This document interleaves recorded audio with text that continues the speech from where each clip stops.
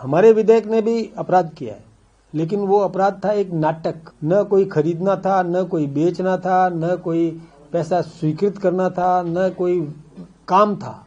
प्रश्न लगाए सोच समझ करके, किसी को ब्लैकमेल करने की नीयत से प्रश्न लगाए। प्रश्न लग गया, उसके बाद उसको डराया कि ये मैं इस पर खिंचाई करूंगा और इसमें तुम्हारे। राजस्थान बीजेपी के प्रदेश अध्यक्ष मदन राठौड़ ने आज राजधानी जयपुर में आयोजित एक महत्वपूर्ण प्रेस कॉन्फ्रेंस में प्रदेश की सियासत से जुड़े कई बड़े मुद्दों पर खुलकर अपनी बात रखी। इस दौरान विधायक निधि भ्रष्टाचार मामला, पेपर लीक जांच और इसके साथ ही आगामी चुनावों को लेकर पार्टी की रणनीति प्रमुख रूप से चर्चाओं में रही।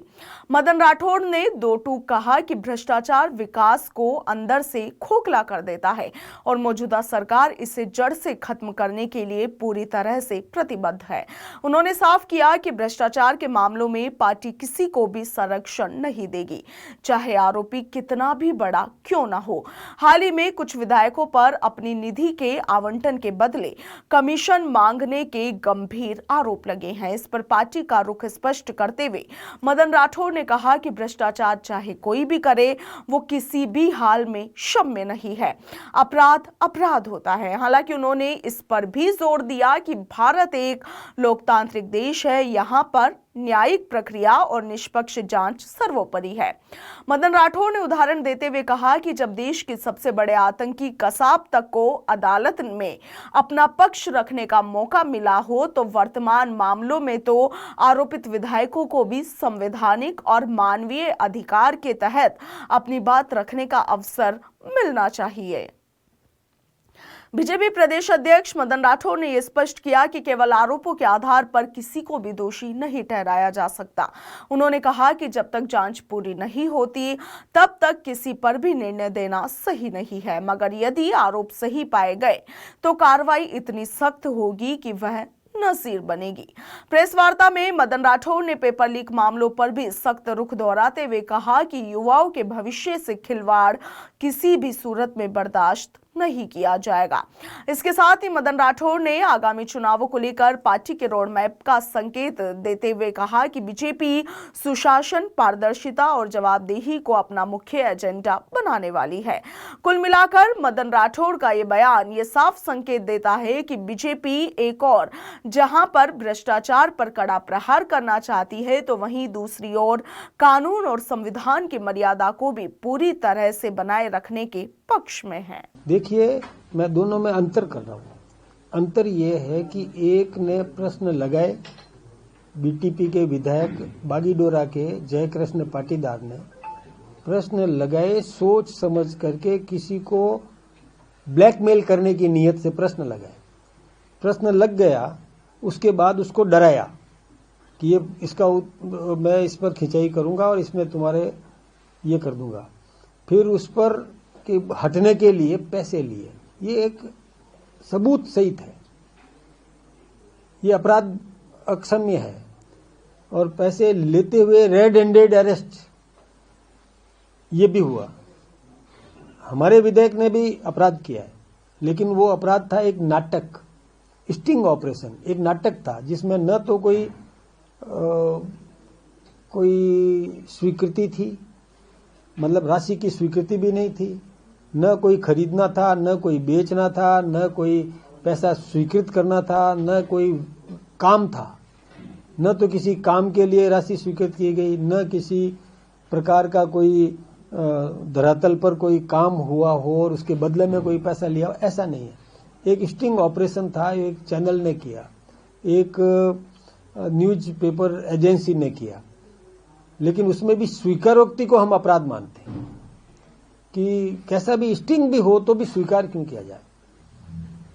ये मैं ठीक नहीं मानता। ये हमें लगता है कि ये इस प्रकार का, चाहे कैसे भी घुमा करके उसने किया होगा, कैसे ही फंसाया होगा, कैसे ही उसको पाबंद कर दिया होगा, कुछ भी कर दिया होगा, लेकिन एक स्वीकार कैसे कर सकता है कोई, तो ये सुचिता की श्रेणी में नहीं आता है। इसलिए हम उसको ऐसा नहीं है कि हम माफ कर रहे हैं। हमने अनुशासन समिति को दिया है, अनुशासन समिति उसकी समीक्षा करेगी कि क्या वस्तु स्थिति थी। हमने जो कुछ भी अभी तक किया उस समाचार पत्र के समाचार के आधार पर किया। अब उस समाचार में कितनी सच्चाई थी, कितनी वास्तविकता थी, कितनी काट छाट की गई है, किन शब्दों को छुपा दिया गया है, किन शब्दों को बाहर निकाला गया, ये तो जांच के बाद सामने आएगा। मेरा कहने का मतलब है कि मैं आरोप नहीं लगा रहा, लेकिन उसमें कौन सा पक्ष छापा, कौन सा पक्ष नहीं छापा, मैं कोई उस न्यूज पेपर उस एजेंसी पर आरोप नहीं लगा रहा हूं, लेकिन ये अनुशासन समिति उसकी पूरी समीक्षा करेगी। और वैसे भी एक प्रक्रिया है, ये प्रक्रिया है कि कहीं पर भी यदि कसाब जैसे व्यक्ति को भी और न्याय के लिए समय दिया जाता है तो हम भी न्याय का पूरा पालन करेंगे। मैं उस समाचार पत्र को भी धन्यवाद देना चाहूंगा कि जिसने भी इस प्रकार का प्रयास किया है तो कोई गलत नहीं किया है, वो एक लोगों को सीख देने का काम तो किया ही है। लाइन पर रहे, डरते रहें, सावधान रहें, गलत काम नहीं करें, ये सीख तो देने का काम किया ही है। तो मैं तो आलोचना नहीं कर रहा हूं, लेकिन कानून एक कानून का काम करेगा, अनुशासन समिति करेगी। उसके बाद एक हमारी सुचिता का जो एक विधानसभा में भी एक कमेटी होती है, वो भी इसके बारे में समीक्षा करेगी। फिर इसके बाद में भी कोर्ट्स भी है, कई बातें हैं। गिग वर्कर्स के हड़ताल को लेकर अशोक गहलोत ने फिर से एक बार निशाना साधा, केंद्र और राज्य सरकार दोनों को। फूड डिलीवरी और ये पार्सल वगैरह देते हैं गिग वर्कर, जोमेटो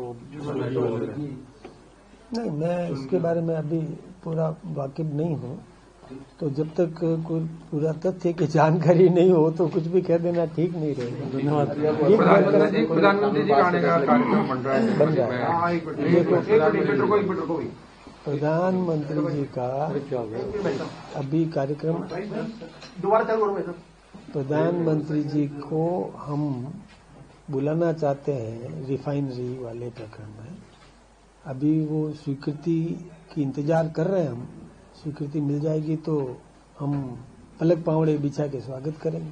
कहाँ पर आएंगे क्या भाई? अब एक बात मैं आपसे बताऊं रिफाइनरी को लेकर के, देखिए रिफाइनरी 2003 में वसुंधरा जी की सरकार थी, 3 से 8 उसमें शुरू किया गया था, और उसमें ये एक प्रक्रिया प्रारंभ की थी और पेमेंट भी आया था, सरकारी खजाने में जमा भी हुआ था। उसके बाद कांग्रेस आई 2008 में, तो कांग्रेस ने सितंबर 2013 में एक एमओयू किया एचपीसीएल के साथ, और उन्होंने क्या एमओयू किया कि 15 वर्ष तक हम 3,800 से अधिक करोड़, 3,800 करोड़ मतलब 3800 करोड़ रुपया 15 वर्ष तक बिना ब्याज के उनको देंगे, और हमारी इक्विटी रहेगी 26% तो राजस्थान सरकार और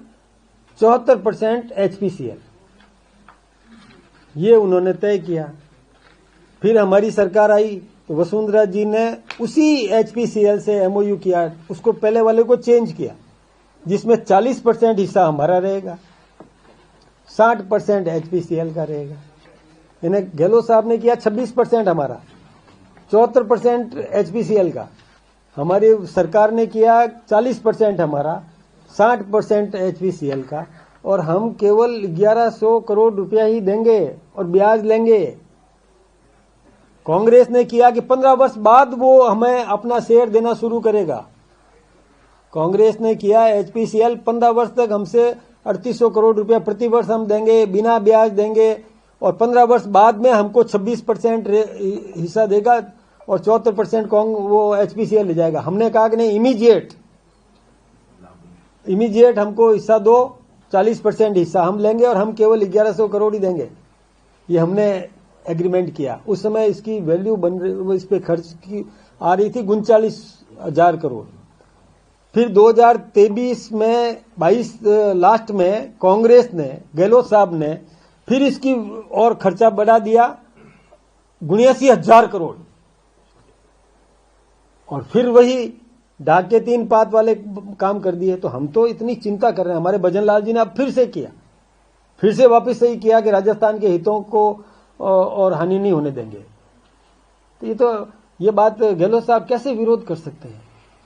गहलोत साहब को तो ये देखना तो पड़ेगा, आकलन तो करना पड़ेगा। और मैं मीडिया अभी जागरूक है, मीडिया कोई आंकड़ों के साथ खेलता है, बिना आंकड़ों के थोड़ी मीडिया कोई वैसे ही वाह दे देगा किसी को। हमने काम किया, राजस्थान के हितों का पूरा ध्यान रखा, उन्होंने बंदर बांट करी। तो ये बात भी जनता को तो बताने की जरूरत है।